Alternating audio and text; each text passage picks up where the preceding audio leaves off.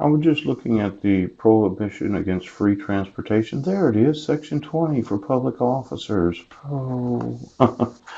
No railroad or other transportation company shall grant free passes or sell tickets or passes at a discount other than that is sold as the public generally to any member of the legislature or any other person holding any public office within the state. The legislature shall pass laws to carry this provision into effect. Yes. Now let's say I have a lawsuit against you, Sheriff, and you decided to say that I was a mentally ill homeless man, right? And I decided that you're going to have to give me a written report of every expense that you have. And if I find that you spend any money that belongs to the taxpayers, I will immediately have you arrested. You can post bail, and then you can go back to being sheriff. And we'll see how many times you can get arrested and still be sheriff. Now, for each and every lawsuit of every oath of office that all of you arrogant fucks said, well, he can't do anything.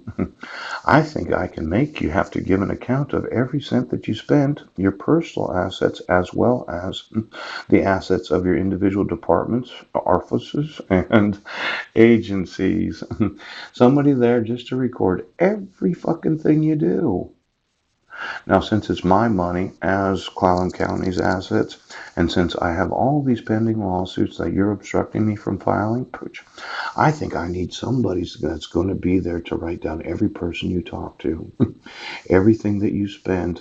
And until I get that judgment that gives me the complete authority over this county to do with it, that's what I want. I will make sure that you don't even spend your own personal money without my approval.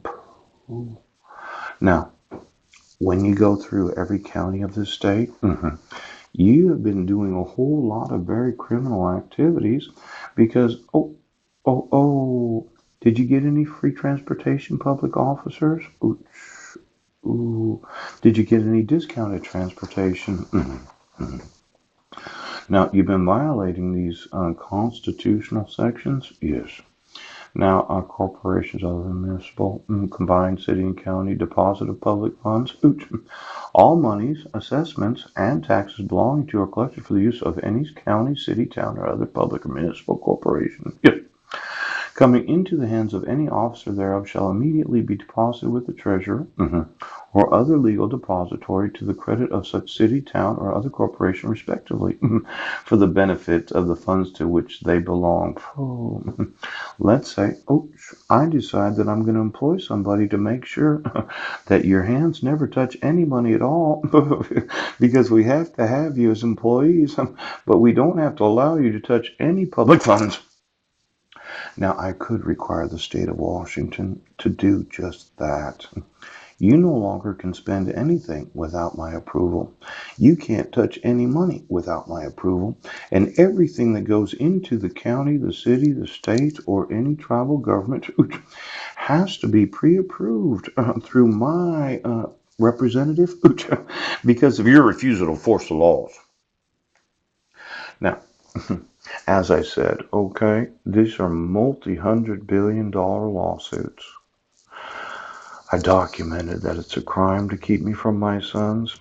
You decided to think that you were in control of all the funds, as well as the employees, as well as those that are the actual citizens of the county. I decided that I could employ somebody specifically to keep track of every person that asks for the sheriff to serve personal service. Yes. Now, this is an additional level of professionalism on the part of every county. But since, well, let's say you didn't serve the individual and you did know that they needed to be served before a court hearing, I'd immediately file a lawsuit. Now, my employee can't tell you how to do the... See, I can't tell you how to do your job, but I sure the fuck can sue you anytime in the future that you don't do your job. Now we could just have a continuous flow of lawsuits for the next 20 fucking years.